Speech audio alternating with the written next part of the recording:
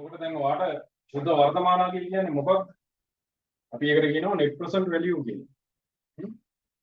NPV කියලා කියන්නේ. net present value. එතකොට net present value එක හොයන සූත්‍රයක් තියෙනවනේ. හරි. සමීකරණයක් තියෙනවා. සමීකරණය තමයි මුදල් ගලා ඒම් වල වර්තමාන වටිනාකමින් අපි අඩු කරන්න ඕනේ මුදල් ගලා යෑම් වල වර්තමාන වටිනාකම. මුදල් ගලා යෑම් වල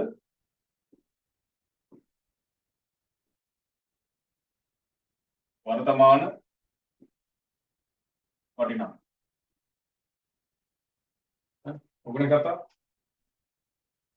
ඒතර net present value එක අපි තර්ක කරන නැගුවා. හරි. net present value එක බිඳුවට වඩා විශාල අගයක් නේ. හරි. දැන් අපි ව්‍යාපෘතියක් හදාගෙන ගියාම දැන් ඇයි අපි මෙහෙම හොයන්නේ? දැන් ඔයගෙන් ප්‍රශ්නයක් අහන්න පුළුවන්. සුද්ධ වර්තමාන අගය හොයන්නේ කියන්නේ. සුද්ධ වර්තමාන අගය හොයන්නේ මොකක් නිසා?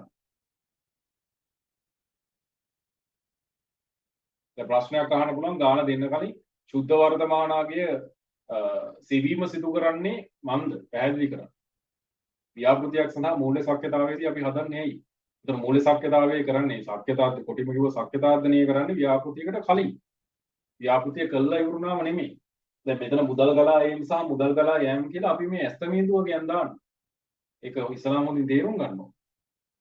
ඒතර මෙතනදී අපි ඇත්තටම මේ මුදල් ගලා ඒම් සහ මුදල් ගලා යෑම් වල ඇස්තමේන්තු අගයන් දාන්නේ ඒකේ වර්තමාන අගයන් ගැන සංසන්දනය කරන්නේ මොකක් නිසාද? මුදලේ කාල වටිනාකමක් තියෙනවා. ඒ මුදලේ කාල වටිනාකම සලකා තමයි අපි මේ ගණනය කිරීම කරන්නේ. හරි. මොකද දැන් අපි හිතනකො දැන් මොකක් හරි ව්‍යාපෘතියක් අපි කරලා ප්‍රතිලාභ වශයෙන් අවුරුදු දෙකක් අවසානයේදී අපිට රුපියල් මිලියන 3ක් හම්බ වෙනවා කියන්නේ. හරි. ඒක රුපියල් මිලියන 3ක් හම්බ වෙනවා නම් අපිට ව්‍යාපෘතිය සඳහා ගිහිල්ලා තියෙනවා කියලා හිතන්නකෝ මිලියන 1මාරක්. වාට මිලියන 3ක් හම්බ වෙනවා අවුරුදු 5ක් විතර ගියාම අපි ගමු 5ක් විතර ගියාම.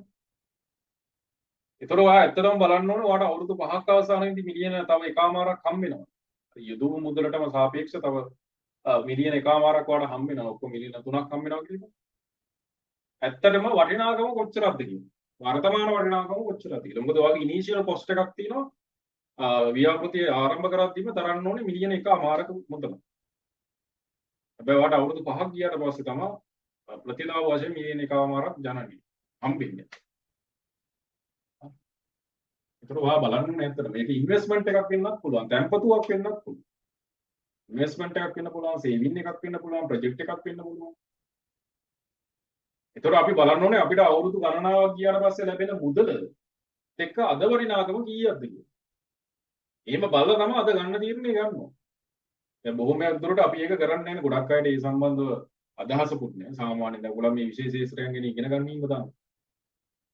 ඒතර අපි ඉන්වෙස්ට්මන්ට් එකක් කරාම නැත්නම් මොකක් හරි සේවින් එකක් හරි කරාම අවුරුද්දක් අවසානයේ මෙච්චර මුදලක් හම්බ වෙනවා කිව්වොත් එහෙනම් අපි බලන්න ඕනේ නැත්නම් මේකේ මුදලේ කාල වටිනාකමත් එක්ක සසඳා බලන්න. ඒක සුදුසු ආයෝජනයක්. ඒතර මෙතනදී NPV යගය හරි NPV යගය තරක තුනක් තියෙනවා මේ කියන්නේ. තරක තුනක් තියෙනවා. පළවෙනි තරකය තමයි NPV යගයේ විශාලයි බිඳුව. දෙවෙනි තරකය තමයි NPV යගය කුඩායි බිඳුව. ඊළඟ තරකය තමයි NPV යගය සමාන බිඳුව. ඒතර NPV යගේ විශාලයි බිඳුව නේද? සුද්ධ වර්තමාන යගේ බිඳුවට වඩා විශාලයි නම් ඒකේ තේරුම මොකක්ද? මුදල් ගලා ඒම් වල වර්තමාන වටිනාකම සම්පූර්ණ වර්තමාන වටිනාකම මෙයාට වඩා වැඩි කියන්නේ. යාට වඩා වැඩි කියන්නේ. මොකද දැන් අපි 3න් 2ක් අඩු කරොත් එහෙම තමයි ධන එකක් එන්නේ. දැන් උදාහරණයක් කියමු. හරි 2න් 3ක් අඩු කරොත් මොකද වෙන්නේ? අන්න ඍණාගයක් එන්නේ. ඒ කියන්නේ 2න් 3ක් අඩු වෙනවා කියලා කියන්නේ දෙකක් කියලා කියන්නේ මෙන්න මේ මුදල් ගලා යෑම වල වර්තමාන වටිනාකම 2 වගේ. මුදල් ගලා යෑම වල වර්තමාන වටිනාකම 3 වගේ. ඒ කියන්නේ මෙයාට වඩා මෙයා විශාලයි. ඒක වෙනවා. ඒක අපිට ලාභයක් ජනනය වෙලා නැහැ. ප්‍රතිලාභයක් නෑ. එතකොට NPV වගේ විශාල බිඳුව නම් අන්න අපිට කියන්න හැකි. හරි. ව්‍යාපෘතිය සඳහා හරි. ව්‍යාපෘතිය සිදු කිරීම යෝග්‍යයි කියලා. හරි. සිදු කිරීම සුදුසුයි කියලා කියනවා.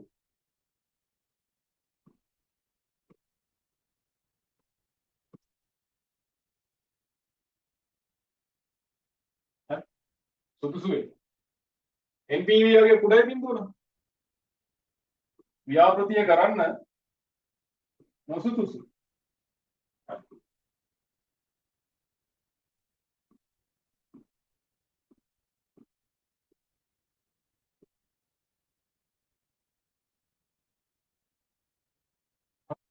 ඊට පස්සේ NPV වගේ බිඳුවට සමාන නම් අන්න මුදල් ගලායම් වල වර්තමාන වටිනාකම මුදල් ගලායම් වල වර්තමාන වටිනාකමට සමානයි. හරි මෙයාත් 100 වෙලා මෙයාත් 100 වුණොත් එහෙම තමයි බිඳුව. එතකොට මොකද වෙන්නේ? අන්න එතනදී අපිට පේනවා ලාභයක් හෝ අලාභයක් උත්පාදනය වෙන්නේ නැහැ. හරි. ලාභයක් හෝ අලාභයක්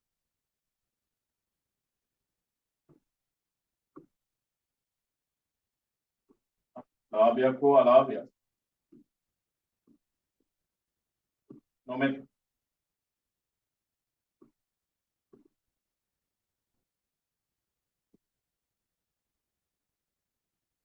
හරියට අර සමච්ඡේදන ලක්ෂ්‍ය. අපි අර සමායනය කියලා කතා කරේ මේ ෆස්ට් එකේ ගණන්. ඔය ලාභයක් හෝ අලාභයක් නැහැ. ඉතින් ඉස්සලා ඔන්න ඔය සූත්‍රය මේ සමීකරණය වා දැනගන්න. NPV වගේ කියන්නේ මොකද්ද කියලා දැනගන්න ඕනේ. සමීකරණය මොකද්ද කියලා දැනගන්න. ඊට පස්සේ මේ තරකයන් තුන දැනගන්න.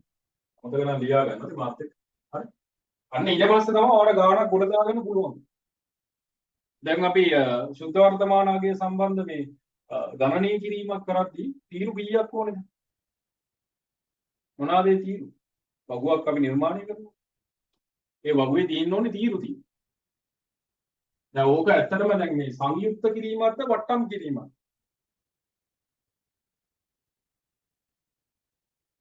ශුද්ධ වර්තමානාගේ වෙනවා කියලා කියන්නේ සංයුක්ත කිරීමක්ද වට්ටම් කිරීමක්ද?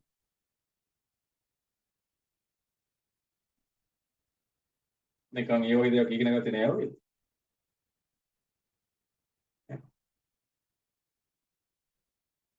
මොකද්ද සංයුක්ත කරනවා කියලා කියන්නේ?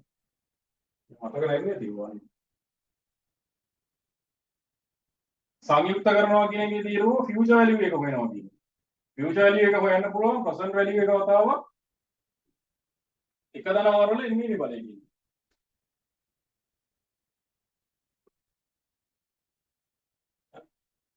ඊට පස්සේ වට්ටම් කිරීම කියලා කියන්නේ ප්‍රසන්ට් වැලියු එක හොයන එක. ඒක හොයන්න පුළුවන් FE මෙහෙම ඉන්නවා. හරි. මේ එක දනවරවල එන්නේ බලය අනිත් පැත්තට යනවා. ඒතර අපිට එනවා FE යට එක දනවරවල එන්නේ බලය. හරි. දැන් මේවා හොඳ වෙලා නම් ලියා ගන්න හරි. මේ සූත්‍ර දෙන්නේ නැහැ ඔයගොල්ලෝ ඉන්නවා. එතන මෙයාට තමයි කියන්නේ වට්ටම් කිරීම සංයුක්ත කිරීම.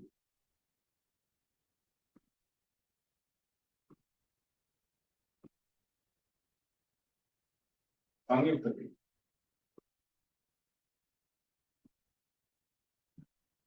මෙයාට කියන්නේ වට්ටම් කිරීම කියලා.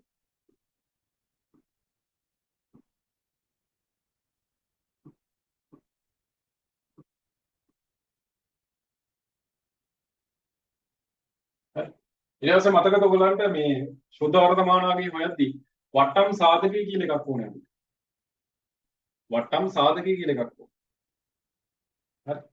වට්ටම් සාධකය. වට්ටම් සාධකය කොහොමද ගන්නෙ? එක්කෝ ආට වගුව දීලා දෙනවා. ඒ අදාළ ප්‍රතිශතයට අනුව වගුව දීලා දෙනවා. හරි. නැත්තම් හදන ක්‍රමවේදයක් මම කියලා දුන්නා. ඇත්තටම ඒක ගන්න මෙන්න මේ සූත්‍රයෙන්ම තමයි. හරි? දැන් මේක පොඩ්ඩක් අපිට මෙන්න මෙහෙම ලියාගත්තේ. PV සමානයි FE වැඩි කිරීම එදින ප්‍රසන්ට් වැලියු එක මේ ෆියුචර් වැලියු එක. මම මෙන්න මේ කොටස ලියනවා මෙන්න මෙහෙම. එකයට එක දන R වල n වෙනි බලය කියන්නේ. හරි එකයට එක දන R වල n වෙනි බලය කියන්නේ. එතකොට මෙන්න මේකට තමයි අපි කියන්නේ වට්ටම් සාධකය කියලා. වට්ටම් දර්ශකය කියලා කියන්න පුළුවන්. මේකට කියනවා අපි වට්ටම් සාධකය.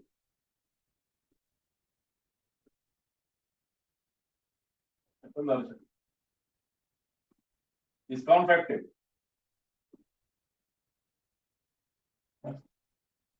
ඔන්න ඔය විදිහට අපිට පුළුවන් එකයට එක දන R වල n වෙනි බලය ප්‍රසාදය දීලා තියෙනවා නම. ඒතකොට මේ ප්‍රසාදේ අපි දශම කළා මෙතන දාන්න ඕනේ. ඊට පස්සේ වසර 1ක්ද 2ක්ද 3ක්ද 4ක්ද කියලා අපිට වට්ටම් සාධක ටික හොයාගන්න. හරි. ඒක තමයි එක වතාවක් කිව්වොත් ශුද්ධ වර්තමානාගේ සලකන්නේ ශුද්ධ වර්තමානාගේ සලකන්නේ මේක අනිවාර්යෙන් වාඩ ලොකු මේ සාමාන්‍ය ගාණක් විදිහට එන්න පුළුවන් කොටසක්. ඒතර ශුද්ධ වර්තමානාගේ සලකන්නේ මුදලේ කාල වටිනාකමක් තියෙනවා. මේ මුදලේ කාල වටිනාකම සඳහා. මොකද අපි මුදලේ කාල වටිනාකම සලකා බලලා තමයි අපි යම්කිසි ආයෝජනයක් කරන්න ඕනේ. තැන්පතුවක් කරන්න ඕනේ. ව්‍යාපෘතියක් පටන් ගන්න ඕනේ. විශේෂයෙන් පෞද්ගලික අංශයේ ව්‍යාපෘති නම් ඒකෙන් ප්‍රතිලාභයක් උත්පාදනය වෙන්නේ බෑ. හැමතිස්සෙම බලන්නේ ආර්ථික ප්‍රතිලාභය. ආර්ථික ප්‍රතිලාභයක් උත්පාදනය කරන්න නම් අපි අනිවාර්යෙන් මුදලේ කාල වටිනාකම සලකන්න. එතකොට තමයි අපිට හරීම ප්‍රතිලාභය හොයාගන්න පුළුවන් වෙන්නේ. හරි. ඊට පස්සේ අපිට NPV යගේ ගන්න පුළුවන් මුදල් ගලායම් වල වර්තමාන ආදීන් ඒ වටිනාකම මුදල් ගලායම් වල වර්තමාන වටිනාකම අඩු කරනවා. එතකොට එහෙම කරාට පස්සේ NPV යගේ විශාල බිඳුවන ධනාගයක් එනවනම් ව්‍යාපෘතිය සිදු කිරීම සුදුසුයි. හැබැයි NPV යගේ කුඩායි බිඳුව නම් ඒක තේරුම තමයි මේ මුදල් ගලායම් වල වර්තමාන වටිනාකම මුදල් ගලායම් වල වර්තමාන වටිනාකම වලට වැඩි. එතකොට ව්‍යාපෘතිය කිරීම නොසුදුසුයි. ඒක සමාන බිඳුව නම් මේ දෙක සමාන. මෙයක් 10යි මෙයක් 10යි. ඒ කියන්නේ ලාභයක් හෝ අලාභයක් උත්පාදනය වෙන්නේ නැහැ. හරියට අපි ෆස්ට් එකේදී කතා කරපු සමායනය. හරි. ඊට පස්සේ අපි මෙතනදී ඇත්තටම භාවිතා කරන්නේ මේ වට්ටම් කිරීම කියන්නේ. හරි. වට්ටම් කිරීම කියන්නේ. මේ වට්ටම් කිරීම සඳහා අපිට තියෙනවා සූත්‍රයක්. ඒක ගන්න ඇත්තටම මේ සංයුක්ත කිරීම සඳහා තියෙන පොදු සූත්‍රයක්. සංයුක්ත කිරීම කියලා කියන්නේ අද මම යම්කිසි මුදලක් ආයෝජනය කරොත් අවුරුදු 5කින් මේ මුදලේ ඇත්ත වටිනාකම කීයද කියලා අපිට ගන්න පුළුවන්. හරි. වට්ටම් කිරීම කියලා කියන්නේ තව අවුරුදු කිහිපයකින් මට යම්කිසි මුදලක් හම් වෙනවා නම් අද වෙද්දී අද වටිනාකම කීයක් වෙනවද? මේ මුදලේ අද වටිනාකම කීයද? ඊට පස්සේ ඒක හොයන්න නම් අපිට මේ ඩිස්කවුන්ට් ෆැක්ටර් කියලා එකක් තියෙනවා හොයන්න. වට්ටම් දර්ශකය. වට්ටම් සාධකය. අන්න ඒක තමයි එකයට එක දන ආරවල ඉන්නේ බලෙන් ගන්න. ඔන්න ඔය ටික හොඳට ඔලුවට තියාගන්න. මම ගානක් දෙන්නම් නේ. හරි. ඔයක තනියෙන් හදන්න මම මිනිත්තු කිහිපයක් දෙන්න. ඒක හදන්න තමයි. මම වට්ටම් සාධක දෙන්නෙත් නෑ. ඔයා වට්ටම් සාධක ටික හොයාගන්නත් ඕනේ. හරි.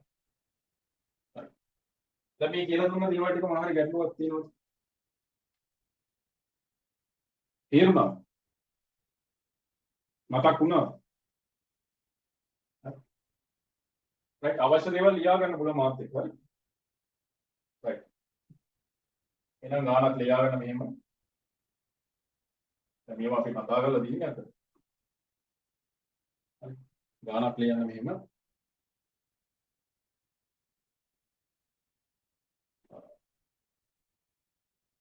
ව්‍යාපෘතියකින් හරි.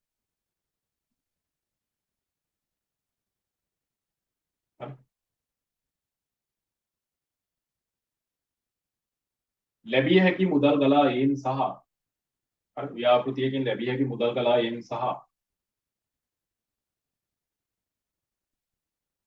මුදල් ගලායීම් සඳහා ඒ සඳහා වැය විය හැකි එනම් මුදල් ගලායෑම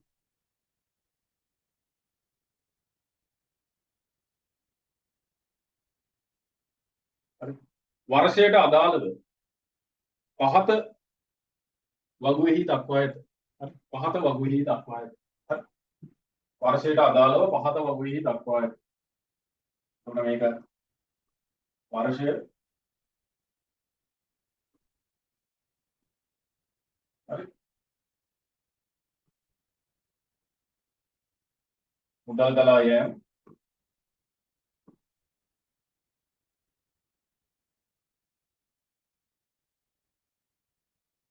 ඊට පස්සේ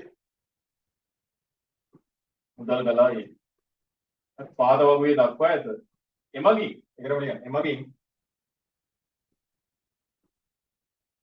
හරි. शुद्ध वर्तमान अगे शुद्ध वर्तमान अगे එමගින් शुद्ध वर्तमान अगे ගණනය කර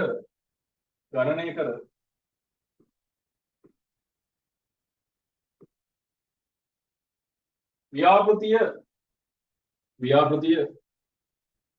සිදු කිරීම සුදුසුද යන වග ව්‍යාපෘතිය සිදු කිරීම සුදුසුද යන වග තහවුරු කරන්න.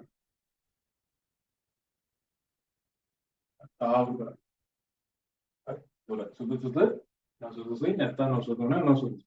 ඒකට හේතුවක් දාන්න ඕනවා තාර්කිකව. හරි. ඔන්න මම දැන් ඔයාලට මුදල් ගලා යන ටික දාන්නම් මෙතන. මේ ඔක්කොම රුපියල් වලින් එන්නේ. හරි.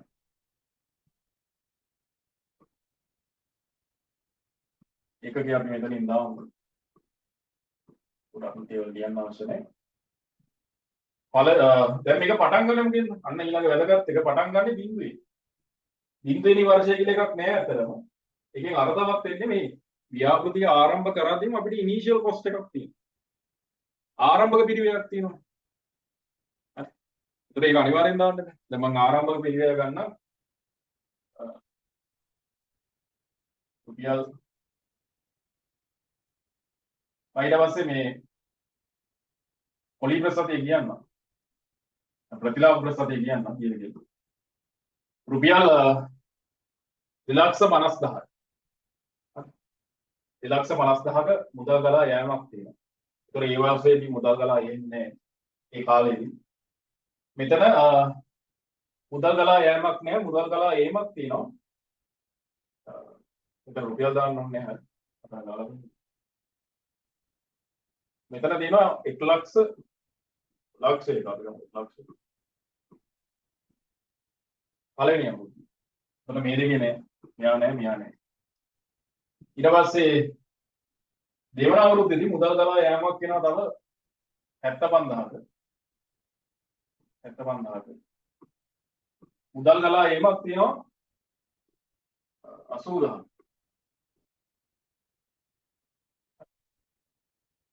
ඊට පස්සේ තුන්වෙනි අවුරුද්දේදී මුදල් ගලා යෑමක් තියෙනවා අපි ගත්තොත් 42,000ක. මම මේ වරන් දාන්නේ ඒවා ඍණාගයන්. ඊට පස්සේ මුදල් ගලා ඒමක් තියෙනවා අපිට 92,000ක. හරි. අරලගා. ඊට පස්සේ හතරවෙනි ඊයේදී හතරවෙනි වර්ෂයේදී මුදල් ගලා යෑම් නෑ. මුදල් ගලා යෑම් තියෙනවා 75,200ක. ඊට පස්සේ පස්වෙනි අවුරුද්දේදී මුදල් ගලා යෑමක් තියෙනවා 30,000ක. මුදල් ගලා ඒමක් තියෙනවා 1,08,000. 1,08,000. ඔන්න වගු.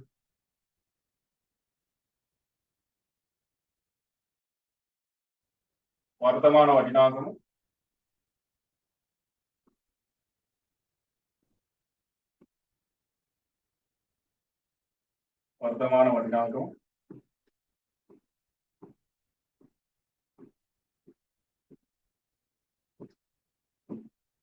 ඊට පස්සේ ඕන වෙනවා මුදල් ගලා ඒම් වල වර්තමාන වටිනාකම.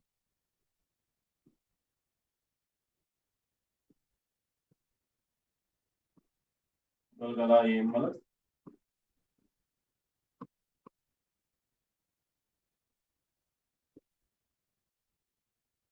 වර්තමාන වටිනාකම.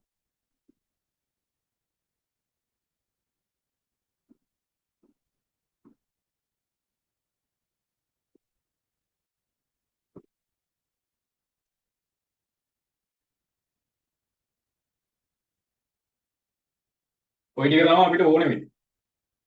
හරි දැන් බලන්න මම වෙලාව දුන්නේ ඒක මේ රියල් ටයිම් හදන්න ඕනේ. මම කරන එක බලාගෙන ලියන්න එපා. ඒරුමක් නැහැ මේව කරලා. කොච්චර කිව්වොත් ඉතින් ගණන් හදන්න කිව්වට ගණන් හදන්නේ නේ. දැන් අර පේපර් එකක් දුන්නා හදන්න ගත්තද?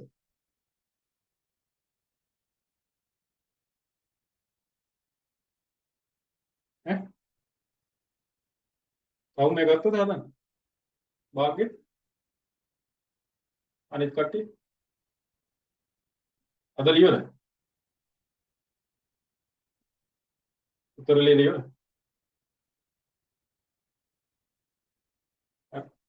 එතකොට අද පටන් පැය 4ක් තියලා ලියන්න එක එක දිගට. හරි පුළුවන් තරමක් ඉස්සලා පොඩ්ඩ try එකක් දීලා බලන්න. රාජ මතක්. හොඳයි. එතකොට මේ රාජ්‍ය පරිපාලනයේත් මම ඔයගලන්ට එවන්නම් මේ අනුගමන ප්‍රශ්න පත්‍රය. මම හිතන්නේ ප්‍රශ්න 10ක් දාලා තියෙනවා දෙකේම. හරි. තව එකක් දෙනවා.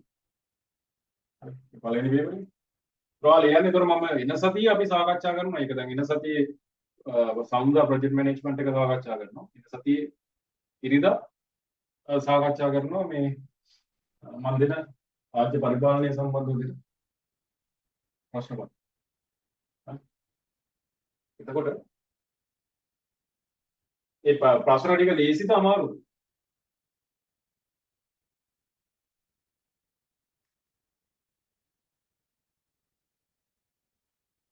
ඈ?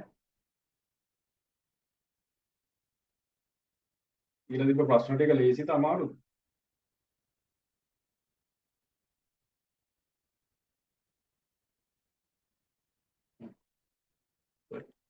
කියන්න පුළුවන් නම් හොඳයි. දැන් මේකේ පළවෙනි එක ගත්තොත් එහෙම අරවා හදන්න ඕනේ. එක යට එක ධනාවර වල ඉන්නේ බලය කියලා අරගෙන හදන්න ඕනේ. මම කළා වෙන්නම්. ඒතර මෙතන ඉන්නේ එක යට එක ධන r කියලා කියන්නේ ඔයා 10 කියන එක දශම කරගන්න. 10 දශම කරා 0.1. ඒතර 0.1 n වෙනි බලය කියන්නේ මෙතන බිඳුව. මෙතන ඊට පස්සේ එනවා එක ධන 0.1 පළවෙනි බලය. ඊට පස්සේ එක යට 1.0 බිඳුවයි 1.1 ඒ කියන්නේ එක ධන 0.1 ඒක දෙවෙනි බලය. ඔන්න ඔය ආදී වශයෙන් පස්වෙනි බලය වෙනකම් හොයාගන්න. හරි. ඊකටම හොයාගන්න. හරි. දැන් එතකොට මේකේ හෙව්වම කීයක් ආවද? දැන් පළවෙනි එකේ නම් ඔයාලට පේනවනේ ඒක එකනේ ඉන්නේ. වර්තමාන වටිනාකම කියන්නේ වර්තමාන වටිනාකම තමයි. තාර්කික විදුවත් එක ඉන්නේ. ගානට දාලා හෙව්වත් එන්නේ එක. අයි මේ මෙයාගේ බින්දුවනි බලයනේ. ඕනෑම සංඛ්‍යාවක බින්දුවනි බලය අපි දන්නවා එකයි. ඒතකොට එක බිඳීම එක එකයි. ඒතකොට මෙතන ඉන්නේ එකයි. ඊට පස්සේ එතන එකයි එන්නේ. ඊට පස්සේ ඔයාලට එන්න ඕනේ 0.991. හරි. ඊට පස්සේ කීයද එන්නේ? 0.826. 0.826 බිඳුව. 826 බිඳුව ඊළඟ එක 0.7 ගණන් නේ. 7යි 0.751. 7.5 එකයි. 0.751 බිඳුව. දශම ස්ථාන 4කට ගත්තද? නැත්නම් 3කටද ගත්තේ? 3කට. 3කට ගත්තා. තමක් නෑ. නෝම ලියන්නම් මම. ඊට පස්සේ ඊළඟ දෙක 0.6 6.83. 6.83. ඊළඟ 0.9 එන්න ඕන. කීයද? 6 ගණන් තියෙනවා. 6.2. 6.2 බිඳුව. ඔන්න ඔය වටම් සාධක ගන්න ඔයගොල්ලන්ගේ දීලා දෙනවා කියලා කිව්වා නම් ලෙක්චර් මේ වටම් සාධක වගුව එන ප්‍රශ්නයක් නෑ. හැබැයි මේ සමහරක් වෙලාවට දැන් දෙනවා කිව්වා නම් කමක් නෑ. ඒ මොකද කියලා නැත්තම් අනිවාර්යෙන් දැනගන්න ඕනේ කොහොමද හදන්නේ කියලා. දෙනවා නම් ඉතින් ලේසියි ඒක. දෙනවා කියලා කිව්වොත් ඉතින් අනිවාර්යෙන් ඉතින් එන මේ සම්බන්ධ ගානක් එනවා ඉතින්. ඒතකොට මෙතන ලක්ෂ 2මාරයි. හරි. ඊට පස්සේ ඊළඟ එකේදී මුදල් ගලා එම් එකක් තියෙන්නේ ලක්ෂයක. ඒතකොට ඒක ගුණ කරාම 90000ක් එන්න ඕනේ. 90900ක්. හරි. ඊට පස්සේ 75000 ගුණ කරන්න ඕනේ 0.826. එතන මෙයාගේ මෙතන නෑ. 75000 0.826 ගුණ කරාම කීයක් වෙනවද? 61950යි. 61950. ඒකත් අඩු වෙන්න ඕනේ. 80000 0.826 ගුණ කරාම 66080යි. 66080යි. හරි මේ 66080. ඊට පස්සේ 42000 0.751. 31542. 31542. 92000 0.751. 69092. 69000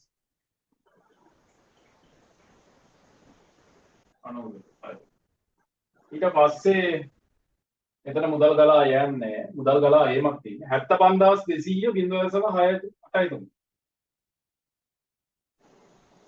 51361.6යි. 51361 361.6යි. 51361 361.6යි.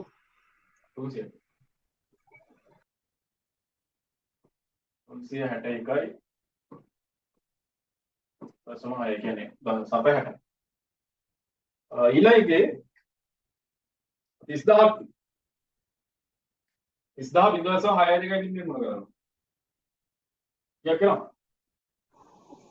18600. 18600ක් වෙනවා. හරි. ඊට පස්සේ 1,08,000 0.6 දෙකකින් 66960. 66960යි. හරිද? ඔයගොල්ලෝ නම් විතරක් මේ ඔඩියන් එනවා කියන්නේ. ඊට පස්සේ සම්පූර්ණ මුදල් ගලා යෑම වල වර්තමාන වටිනාකම ගන්න ඕනේ. ඒක කීයක් වෙනවද? 3,62,092. 3,62,092ක් වෙනවලු. right? මේකත් විනාඩියක් වෙනවා. ඊට පස්සේ මෙතන මුදල් ගලා එම් වල සම්පූර්ණ වර්තමාන අගයන් වල 3,44,393.6. 3,44,393. 393.6. අපිට වෙනවා මෙතන NPV වගේ ඍණ වෙනවානේ. එහෙනම් අපිට ලිය දෙයි එම නිසා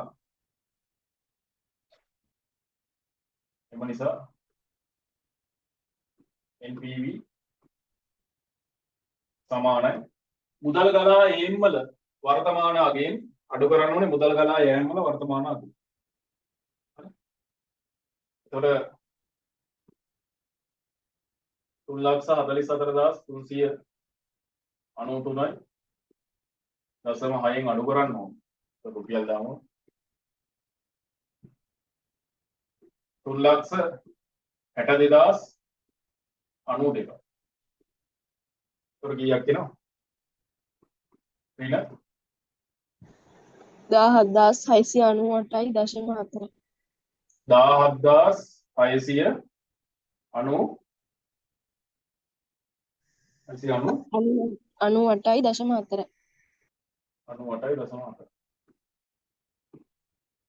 හරි රුපියල්. එතකොට මේක ඍණාගයක් එන්නේ නේ ඍණාගයක් එන්නේ. එතකොට අපිට කියද හැකි මේවා කුඩයි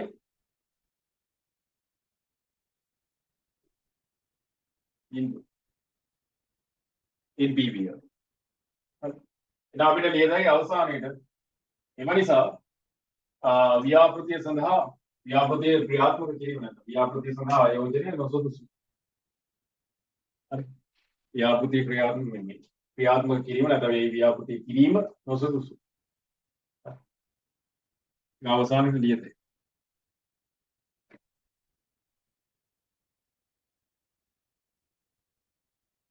right. ඒතර ඔන්නෝම තමයි දැන් වාට මේ වට්ටම් සාධක දර්ශක විභාගෙ දෙනවා කියොත් අනිවාර්යයෙන් මේ යටතේ ගාණක් එයි. ඒක කිව්වා කියන්නේ. සම්භාවිතාවක් තියෙනවා ඒක ඉන්න. right. ඒතර අපිට සංයුක්ත කිරීම ගැනත් අහන්න පුළුවන්. දැන් අපෙන් ඇහුවොත් එහෙම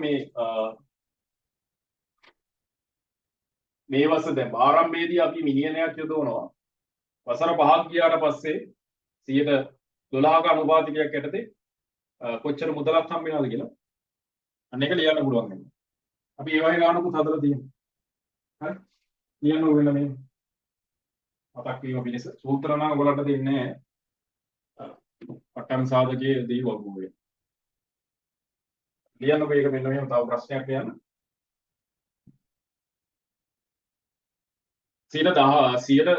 12ක අනුපාතිකයක් යටතේ 12ක අනුපාතිකයක් යටතේ රුපියල් මිලියනයක්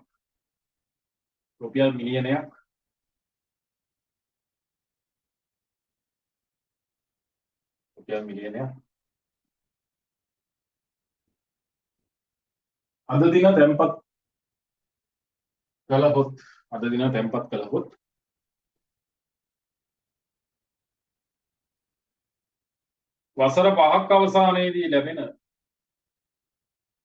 වසර 5ක් අවසානයේදී ලැබෙන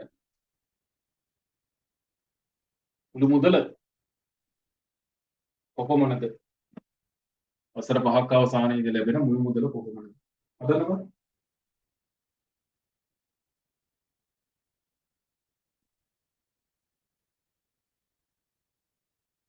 ඒතර අපිට කියන්නේ සංයුක්ත කිරීමක් කරන්න.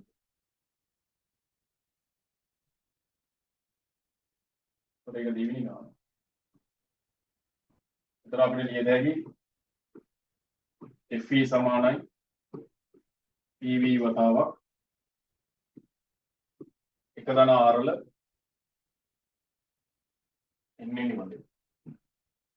ඒතර මෙතන ෆියුචර් එකේ හොයන්න කියන්නේ රුපියල් මිලියනයක් තමයි අපි තැන්පත් කරන්නේ. ඒතර මෙතන එක දන එතකොට 12 කියන එක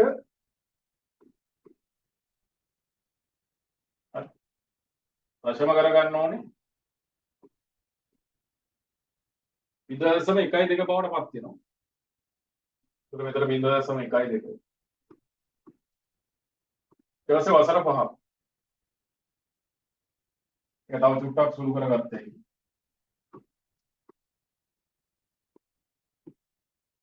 මිලියනේ වැඩි කිරීම 1.12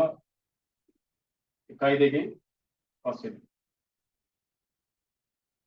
කීයක් වෙනවද?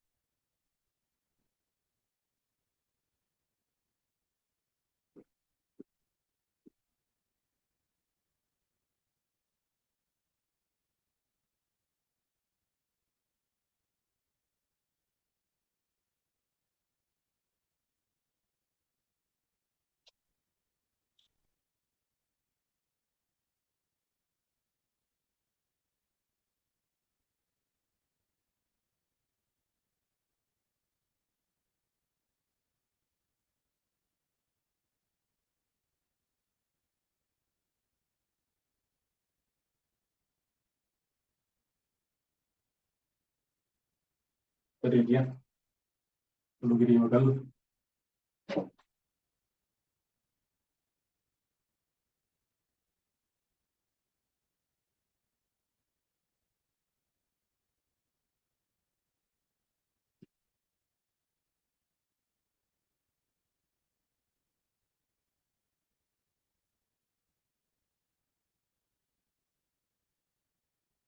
17,62,341යි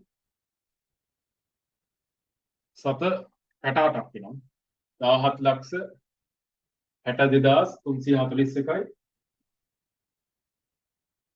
17,62,341යි 7,68ක්